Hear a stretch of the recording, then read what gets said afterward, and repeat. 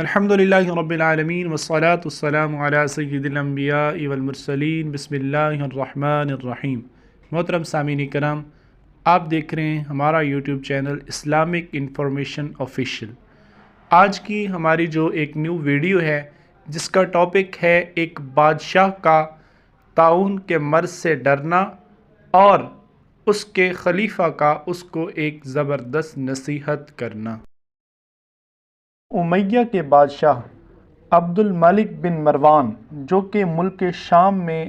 بادشاہ تھے، تو جب ملک شام میں طاعون کا وبائی مرض پھیلا تو یہ بادشاہ عبد الملک بن مروان موت کے خوف سے اور طاعون کے مرض کے خوف کی وجہ سے گھوڑے پر بیٹھا اپنی فوج کو ساتھ لیا اور ملک شام سے نکل گیا۔ اب یہ طاعون سے اتنا ڈر گیا تھا کہ یہ بندہ سارا دن اور ساری رات گھوڑے کی پشت پر ہی سوار رہتا تھا، حتیٰ کہ گھوڑے سے اتر کر زمین پر پاؤں بھی نہیں رکھتا تھا کہیں مجھے طاعون کا مرض نہ لگ جائے، اور سوتا بھی یہ گھوڑے کے اوپر ہی تھا۔ ایک رات اسے نیند نہ آئی، کچھ ایک دو راتیں گزرنے کے بعد تو اس نے اپنے ایک وزیر کو کہا کہ مجھے نیند نہیں آ رہی، مجھے کوئی سبق کا آموز قصہ سناؤ۔ اب وزیر کو بڑا اچھا موقع مل گیا کہ میں بادشاہ کو نصیحت کر سکتا ہوں، لہٰذا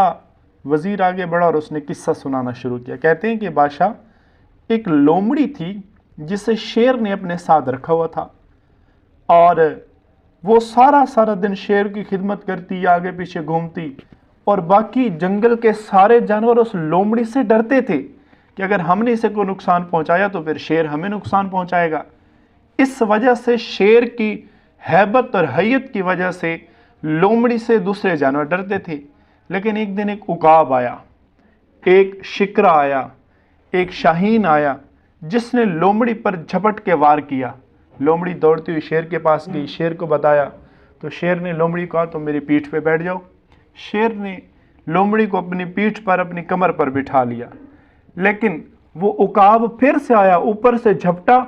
اور اس لومڑی کو لے کے اڑ گیا۔ اب لومڑی چلا کے کہہ رہی تھی کہ اے شیر مجھے بچاؤ، لیکن شیر اسے یہی کہہ رہا تھا کہ میں جنگل میں رہنے والے، زمین پر چلنے والے جانوروں سے تو تمہاری حفاظت کر سکتا ہوں، لیکن آسمان سے، فضا سے، ہوا سے اگر تم پر کوئی حملہ کرے گا تو میں اس سے تمہیں نہیں بچا سکتا۔ اب جب بادشاہ نے یہ قصہ سنا تو فوراً بادشاہ کا جو ہے وہ عقل کھٹکا، اس کی عقل میں بات آئی کہ یہ تو واقعی ایسی بات ہے کہ میری یہ فوج، میری یہ بادشاہی، میرا یہ ملک مجھے دنیا کی فوجوں سے، دنیا کی مصیبتوں سے تو بچا سکتے ہیں، لیکن اللہ کی طرف سے آنے والی کسی بھی مصیبت سے یہ میری حفاظت نہیں کر سکتے۔ پھر وہ بادشاہ عبد الملک بن مروان اللہ کی بارگاہ میں تائب ہوا اور اپنے ملک واپس شام چلا گیا۔